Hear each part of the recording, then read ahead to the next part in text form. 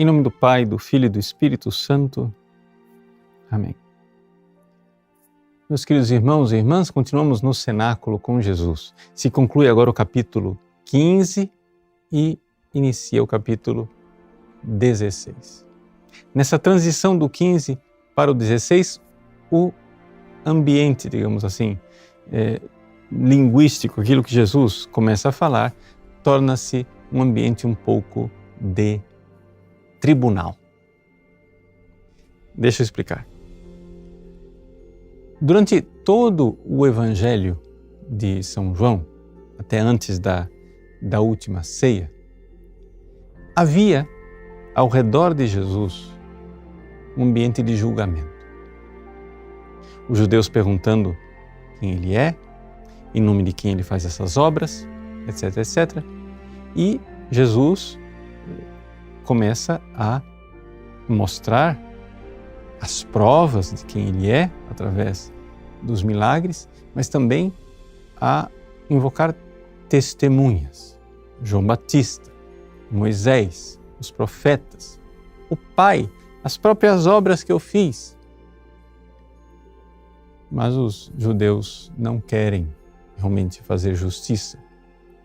Decidem condená-lo, até mesmo depois que ele ressuscita Lázaro. Alguém precisa morrer, diz Caifás. Convém que um homem só morra, para que a nação não pereça. Pois bem, esse julgamento iníquo que aconteceu antes da última ceia, agora Jesus tem diante dos olhos a história futura da igreja.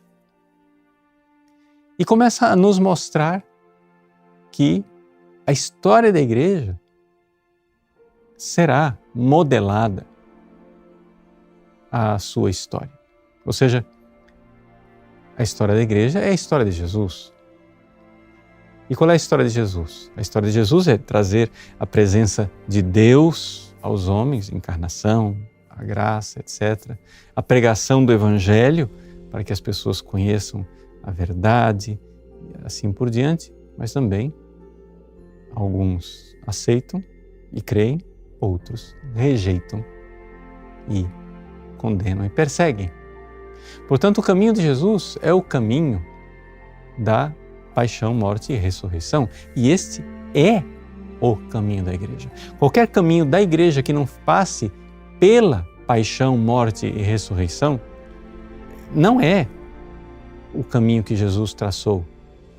São as nossas fantasias, nosso jeito humano de pensar as coisas. Como Jesus reagiu diante de São Pedro quando ele, ao anunciar que iria morrer em Jerusalém e ressuscitar ao terceiro dia, Pedro disse: Senhor, que isso não vos aconteça.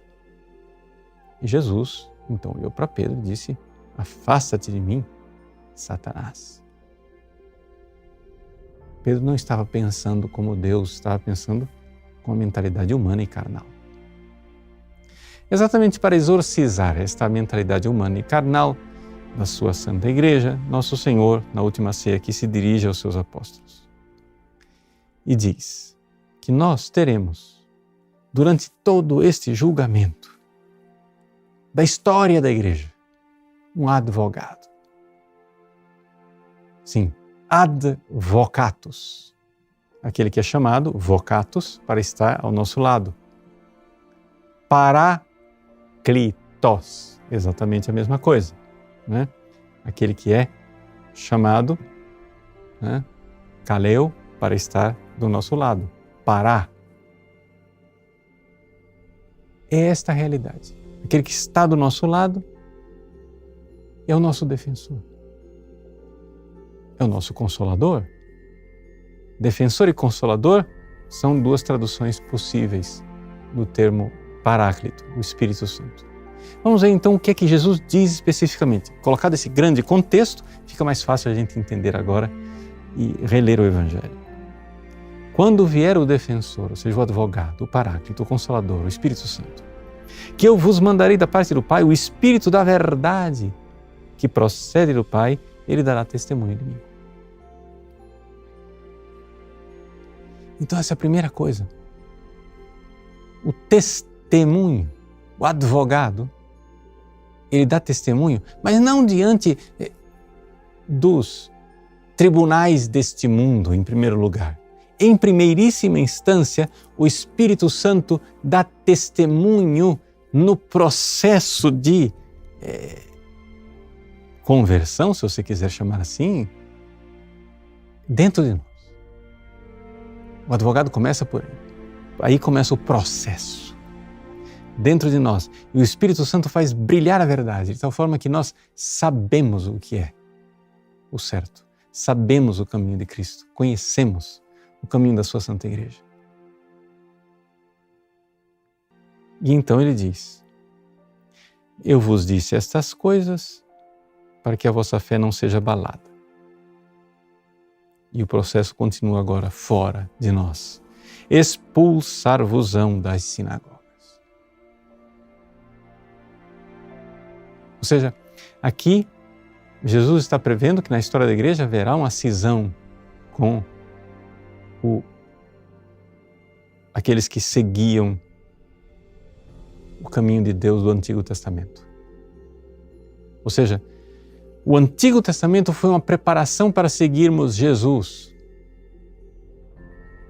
Quem aceitou Jesus é o povo que Deus tinha preparado no Antigo Testamento e agora é o novo povo de Deus.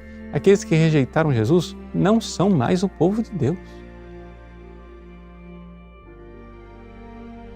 Expulsar-vos-ão das sinagogas, e virá agora em que aquele que vos matar julgará estar prestando culto a Deus.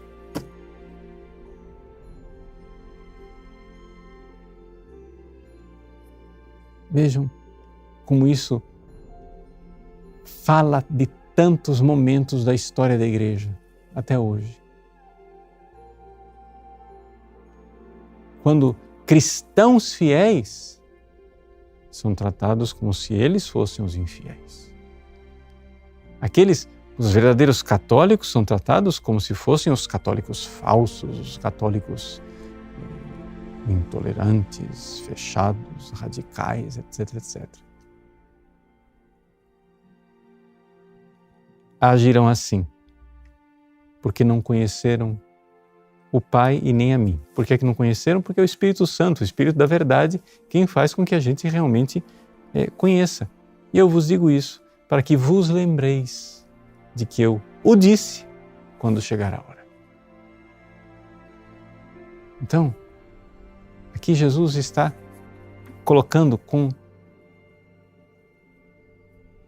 suas chamas de amor no nosso coração uma memória de amor, para que vos lembreis. Sim, meus irmãos, o processo continua, mas nós temos um defensor. Confiemo-nos a Ele, nosso advogado, que está do nosso lado, para sermos fiéis a Jesus e ao Pai, que o Espírito de verdade nos revelou. Deus abençoe você. Em nome do Pai, e do Filho e do Espírito Santo. Amém.